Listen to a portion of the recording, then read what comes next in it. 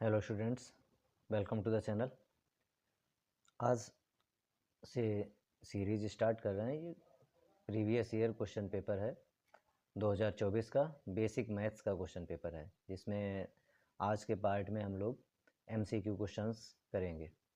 और अगर वीडियो आपके लिए हेल्पफुल है तो इसे लाइक ज़रूर करें और अपने साथियों के साथ शेयर करें। तो फर्स्ट क्वेश्चन देखिए, from an external point P a tangent P A is drawn to a circle, the number of tangent through P parallel to P A. तो भाई इसके लिए कुछ एक फिगर बनाते हैं। जैसे ये हमने एक सर्कल बनाया, एक्सटर्नल पॉइंट को यहाँ पी है, यहाँ से ये टेंजेंट है पी ए, ठीक है, पी ए टेंजेंट है। और तो number of tangents drawn through P, तो इस पी से और टेंजेंट कितनी जाएंगी जो पैरेलल टू पी ए हो। तो इसके पैरेलल देखिए, इसके पैरेलल टेंजेंट ऐसे ड्रा होगी, लेकिन ये पी पॉइंट से नहीं पास होगी। तो इसका मतलब पी पॉइंट से टेंजेंट ऐसी कोई नहीं हो सकती है जो पी पॉइंट से पास हो और पी ए के पैरेलल हो। ओके, पी पॉइंट से एक टेंजेंट हो सकती है लेकिन वो पी ए के पैरेलल नहीं होगी। तो इसका आंसर हमारा क्या होगा? 0। If the volume of a sphere 11/21 centimetre cube, then radius of sphere. तो आपको फार्मूला लगा देना है। वॉल्यूम ऑफ स्फीयर का क्या होता है? 4/3 पाई आर क्यूब। और कितना गिवन है? 11/21। सिंप्लीफाई कर लीजिए इसे। यहाँ पर 4/3 पाई की वैल्यू 22/7 आर क्यूब 11/21। तो ये सब इधर भेजेंगे। ओके, और देखिए भाई, ये 3 है, ये 7 है, मल्टीप्लाई होकर के 21 होगा। और ये 21 से 21 कैंसिल हो जाएगा। और फिर 11 है यहाँ पर, और इधर ये 11 1 और 11 2, इधर हुआ 2 4 जा 8। तो R cube is equal to 8 इधर आएगा डिवाइड में, तो ये 1/8 हो जाएगा, 1/8। और 1/8 किसका क्यूब होता है? 1/2 का क्यूब है ये। तो r की वैल्यू क्या हो गई? r की वैल्यू हो गई 1/2। क्लियर है? आपको क्या करना है, ये वैल्यू पुट करके ये सब इधर भेज दीजिए और सिंप्लीफाई कर लीजिए। In the given figure graph of a polynomial एफ(x) is shown the number of zeros. तो इस तरीके का क्वेश्चन भी बड़ा इंपॉर्टेंट होता है। एनसीईआरटी में बहुत सारे ग्राफ दिए गए हैं, और यहाँ से आपको ये बताना है कि कितने नंबर ऑफ जीरोज होंगे। ठीक है, तो नंबर ऑफ जीरोज हम लोग काउंट करते हैं इस तरीके का। y is equal to F X अगर है तो x एक्सिस को कहाँ कट करता है? देखिए, एक x एक्सिस को यहाँ कट कर रहा है, एक यहाँ, तो 2 इसके जीरोज हो गए। तो ऑप्शन कौन सा है? डी करेक्ट है। अच्छा, इसका ऑप्शन कौन सा हुआ था क्वेश्चन नंबर 2 का? 1/2, देखिए ये वाला सी। ओके, तो अब हम लोग क्वेश्चन नंबर 4 देखते हैं। If for a distribution summation F I X I 132 + 5p summation F आई 20, तो ये चीज़ें हमें दी गई हैं। और वैसे हम लोग साथ में ये भी दिया है, mean of the distribution is 8.1, the value of p निकालनी है। तो भाई मीन का फार्मूला क्या होता है? इसको यहाँ सॉल्व कर लेते हैं। मीन का फार्मूला होता है X bar is equal to, mean को एक्स बार से डिनोट करते हैं, summation F I X I upon summation F I. और एक्स, ये एक्स बार मीन कितना दिया गया है? 8.1, तो इसकी जगह 8.1 पुट कर देंगे। ये गिवन है, ये पुट कर देंगे 132 + 5p अपॉन में समेसन एफ आई कितना है? 20। ये 20 इधर मल्टीप्लाई कर देंगे 8.1 के साथ। तो इसका जब मल्टीप्लाई करेंगे तो ये आ जाएगा 2 और 2 8 जा 16। ठीक है, 0 आएगा, लेकिन पॉइंट लगा हुआ है यहाँ, तो 0 लगा देंगे तो ये हट जाएगा। तो इधर कितना है? 132 + 5p। 132 इधर आएगा, माइनस हो जाएगा, 162 - 132 इज इक्वल टू 5p। कितना आया ये? 2 - 2 0, 6 - 3 3 और 5p। 5 डिवाइड में आएगा तो p की वैल्यू कितनी आ जाएगी? 6। तो p is equal to 6 answer हो गया। कौन सा है इसका आंसर? बी करेक्ट आंसर है। ओके, तो देखिए question number 5, in an A P A is equal to 2, first term कितना दिया गया है? फर्स्ट टर्म है हमारे पास 2 और S10 है 335, तो 10th टर्म फाइंड करना है। तो भाई S10 बताइए, Sn का फार्मूला होता है n/2 × a + l। ठीक है, और l की जगह हम ए एन भी लिखते हैं, ए एन, ये फार्मूला होता है। और एस एन यहाँ पर एन की जगह 10 है तो ये एस 10 हो जाएगा, यहाँ एन की जगह 10 रख देंगे और यहाँ ए प्लस ए 10, ठीक है, ये फार्मूला होता है। तो एन की जगह यहाँ 10 चल रहा है। अब एस 10 की वैल्यू रख दीजिए, एस 10 कितना है 335, यहाँ लिख लेते हैं 335। और ये कितना हुआ, ये तो हुआ 5, 2 5 ज़ा 10, तो यहाँ 5 इंटू फर्स्ट टर्म कितना है 2 प्लस ए 10। अब देखिए ये 5 इधर डिवाइड में आएगा तो इससे सिंप्लीफाई हो जाएगा, 5 6 ज़ा 30 और 5 7 ज़ा 35, तो यहाँ कितना 67।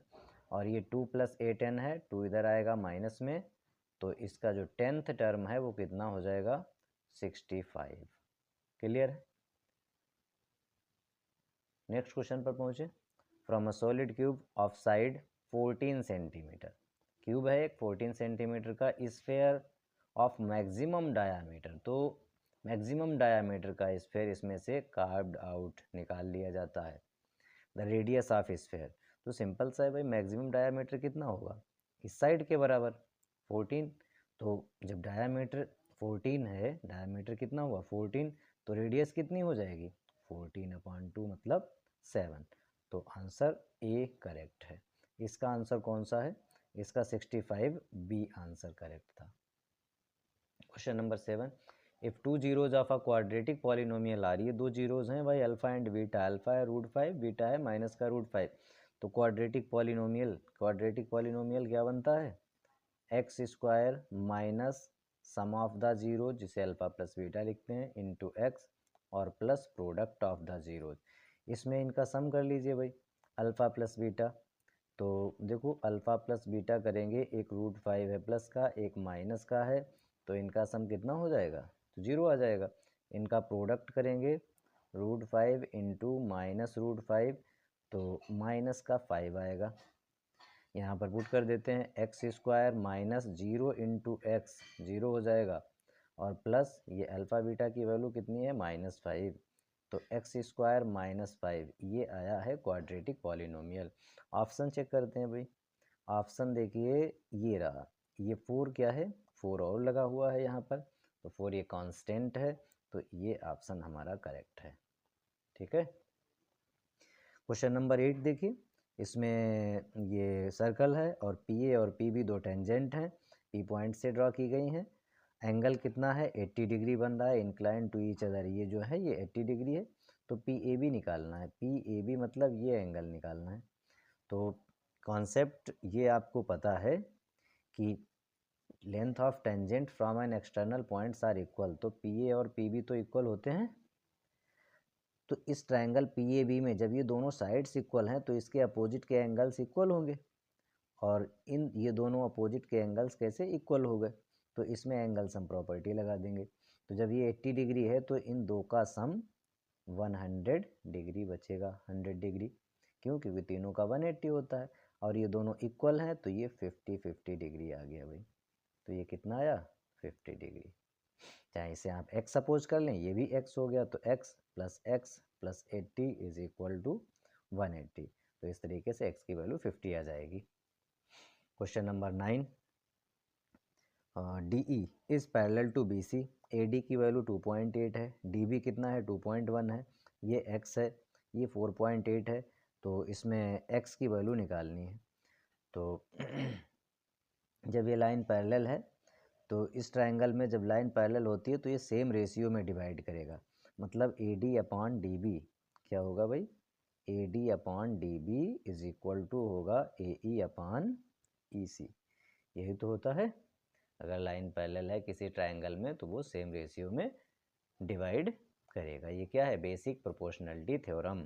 तो यहाँ पर कितना इसकी जगह दिया है 2.8, यहाँ कितना है 2.1, x अपान में 4.8, तो पॉइंट से पॉइंट रिमूव कर दो, 7 3 और 7 4, अब क्रॉस मल्टीप्लाई कर देते हैं इसका, तो क्रॉस मल्टीप्लाई करेंगे तो ये 4/3 है, चलिए यहीं रहने देते 4/3, 4.8 को इधर मल्टीप्लाई में भेज देते हैं, इधर x 3 से कैंसिल करेंगे, 3 1 3 6 18, तो इसका 4 से मल्टीप्लाई, ये 6.4 हो जाएगा, x की वैल्यू कितनी हो गई 6.4, कौन सा ऑप्शन है C option is the correct.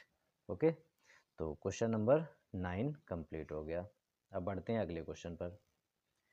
Question number 10, in a right angle triangle A B C, right angle triangle है ए बी सी जिसमें एंगल ए 90 डिग्री है, तो इसके अकॉर्डिंग फिगर बनाते हैं एक, और ए यहाँ पर रखेंगे 90 डिग्री। ठीक है, यहाँ बी और सी लिख लेते हैं। आगे क्या कहा गया है, ए बी और ए सी इक्वल हैं। भाई ये ए बी ए सी के इक्वल है, तो अगर ये साइड्स इक्वल होती हैं, कोई भी दो साइड्स इक्वल होंगी तो उनके अपोजिट के एंगल्स इक्वल होंगे, मतलब एंगल बी और एंगल सी दोनों इक्वल। और जब एक 90 है तो इन दो का सम कितना होगा, 90, क्योंकि तीनों का सम 180 होता है।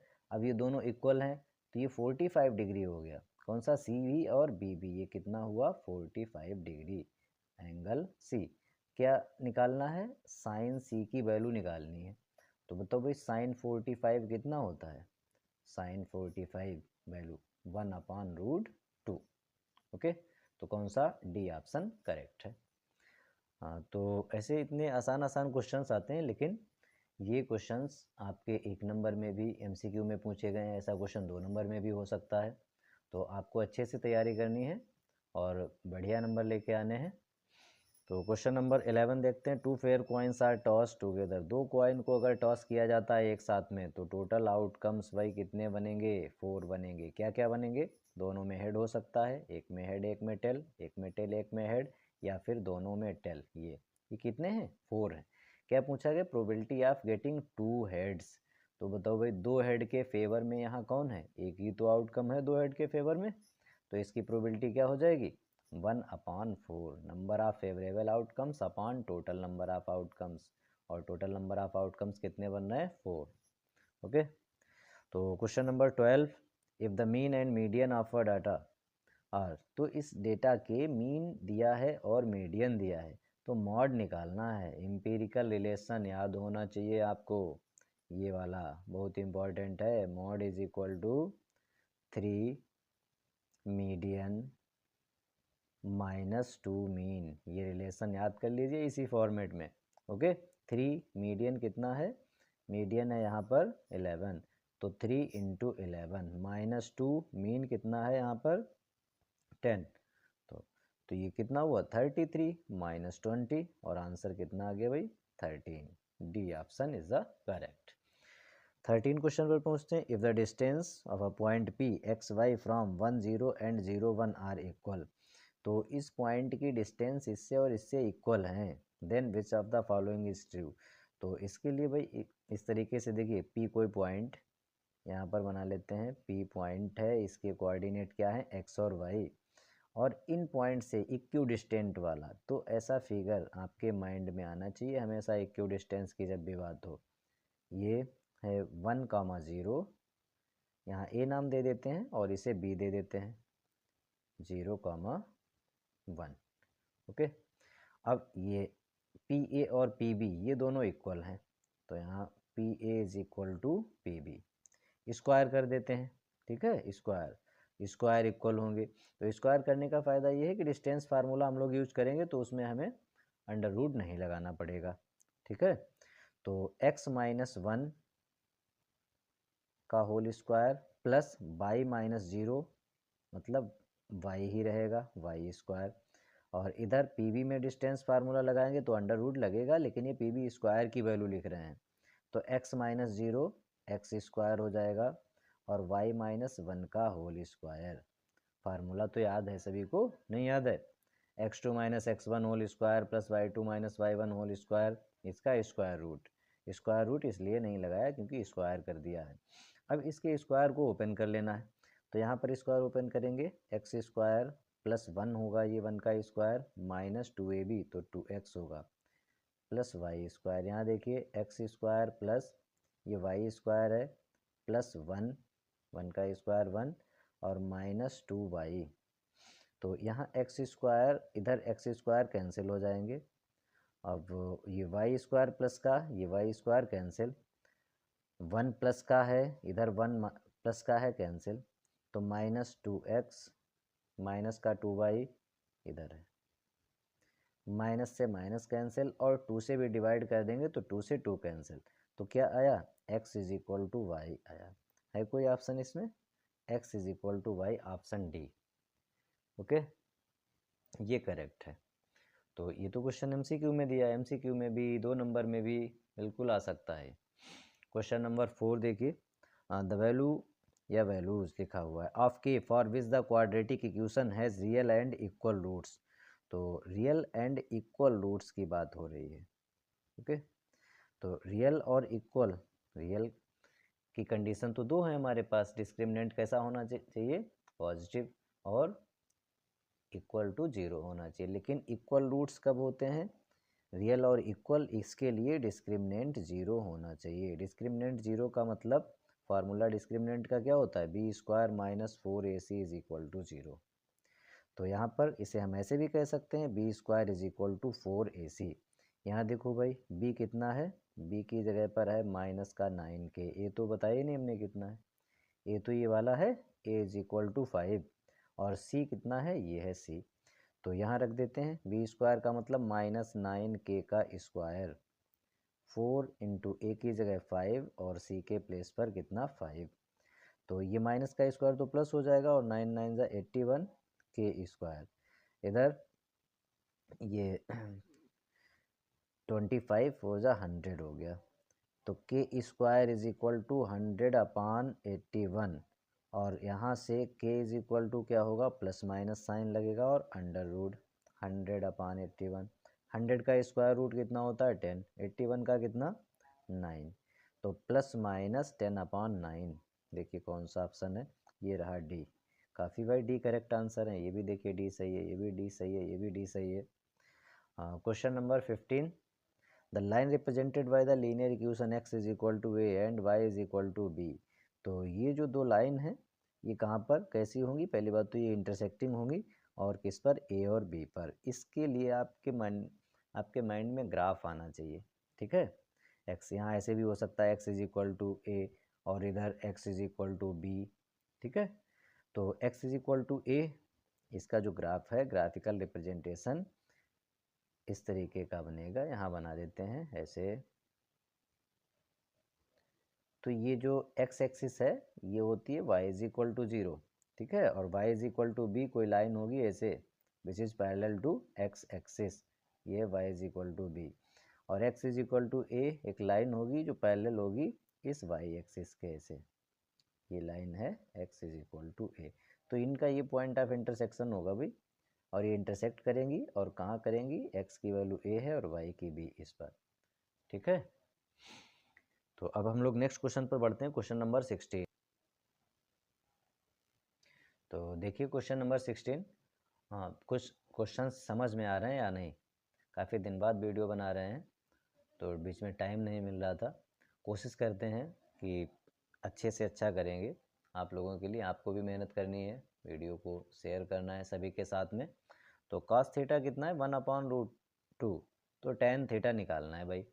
तो इसके लिए ट्रायंगल बनाना आपको आना चाहिए, और अगर सिंपल सा क्वेश्चन है जैसा यहाँ पे दिया गया है, कॉस थीटा, आपको पता होगा कॉस में 1/√2 किसकी वैल्यू होती है, कॉस 45 की होती है। तो इसका मतलब थीटा की वैल्यू यहाँ पर कितनी है, 45। तो थीटा कितना है यहाँ, 45। तो tan 45 की वैल्यू क्या हो गई भाई, tan 45 थीटा, tan थीटा निकालना है, तो tan 45 कितना 1 होता है, लगा दो भाई आंसर सी।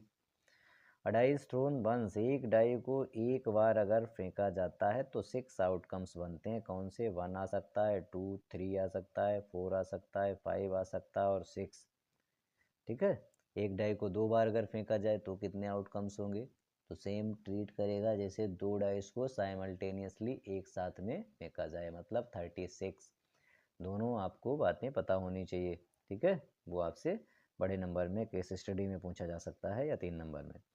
तो the probability of getting a number less than 6, बताओ भाई लेस देन 6, लेस देन 6 का मतलब ये 5 नंबर हैं, 1 2 3 4 5, जो 6 से लेस हैं, तो इसके फेवरेबल आउटकम्स 5 हो गए, और टोटल आउटकम्स कितने, ये 6 हैं, तो प्रोबेबिलिटी क्या हो गई, 5/6। इन the given figure 2 concentric circles radii, ये 5 सेंटीमीटर रेडियस है, ये 3 सेंटीमीटर रेडियस है, और ये इसका सेंटर, कॉन्सेंट्रिक तो जानते ही होंगे, अगर एक ही सेंटर से बनने वाले 2 सर्कल उन्हें कॉन्सेंट्रिक कहते हैं। तो ओ ए बी एक सेक्टर है यहाँ पर of outer circle, O A B ये वाला सेक्टर भाई, ठीक है। और इसका एंगल कितना है सेंटर पर 60 degree at the centre, while O C D देखिए ये अंदर छोटे वाले सर्कल का ये सेक्टर है। तो the area of shaded region, बहुत ही इंपॉर्टेंट क्वेश्चन है। शेडेड रीजन ये वाला, इसका एरिया मतलब इस बड़े सेक्टर का एरिया माइनस इस छोटे सेक्टर का एरिया। तो बड़े सेक्टर का एरिया ऑफ सेक्टर का फार्मूला क्या होता है, theta upon 360 pi R square. बड़े की रेडियस कैपिटल आर लिख लेते हैं और छोटे की small R, theta upon 360 into pi R square. तो इसमें कॉमन क्या है भाई, थीटा 360 पाई ये सब कॉमन है, R square minus R square. Value put कर दो, थीटा की जगह 60 अपॉन 360 और आंसर पाई में दिया है तो पाई नहीं पुट करेंगे। आर स्क्वायर कैपिटल आर कितना है 5, 5 का स्क्वायर यहाँ हो जाएगा 25, स्मॉल आर कितना है 3, 3 का स्क्वायर कितना हो जाएगा 9। तो ये कैंसिल होगा तो यहाँ 0 से 0 और ये 6 बचा, तो इधर क्या आया है पाई अपॉन 6 इंटू इसमें से माइनस करिए कितना आएगा 16, तो ये 16 आएगा और 2 से कैंसिल कर देते हैं, 2 3 जा 6, 2 8 जा, तो 8 upon 3 pi, 8 upon 3 pi centimetre square. तो कहाँ 8 अपॉन 3 ये रहा, 8 pi upon 3, B option correct answer है। अब हम लोग अगले क्वेश्चन पर बढ़ते हैं, क्वेश्चन नंबर 19 एंड 20। दो क्वेश्चन आपको पता है 19 एंड 20 असर्शन और रीजन के क्वेश्चन होते हैं। तो असर्शन और रीजन में ये डायरेक्शंस दिए गए हैं जो क्वेश्चन नंबर 19 और 20 के लिए हैं और यही 4 ऑप्शन होंगे, ठीक है। क्या कि both assertion A and reason are true, मतलब दोनों असर्शन और रीजन ट्रू हैं, reason R is the correct explanation of A, ये पहला ऑप्शन होगा, ठीक है। दूसरा ये होगा both assertion and reason are true, reason R is not the correct explanation of assertion A. तीसरा, यही ऑप्शन चारों एग्जाम में आपको मिलेंगे, बस यहाँ बदला क्या होगा, ये असर्शन किसी भी चैप्टर का हो सकता है, ठीक है, और ये रीजन। तो क्वेश्चन नंबर 19 देखते हैं हम लोग, the distance of P A B, मतलब पी एक पॉइंट है, ए बी उसके कोऑर्डिनेट है, इसकी भाई ओरिजिन से डिस्टेंस।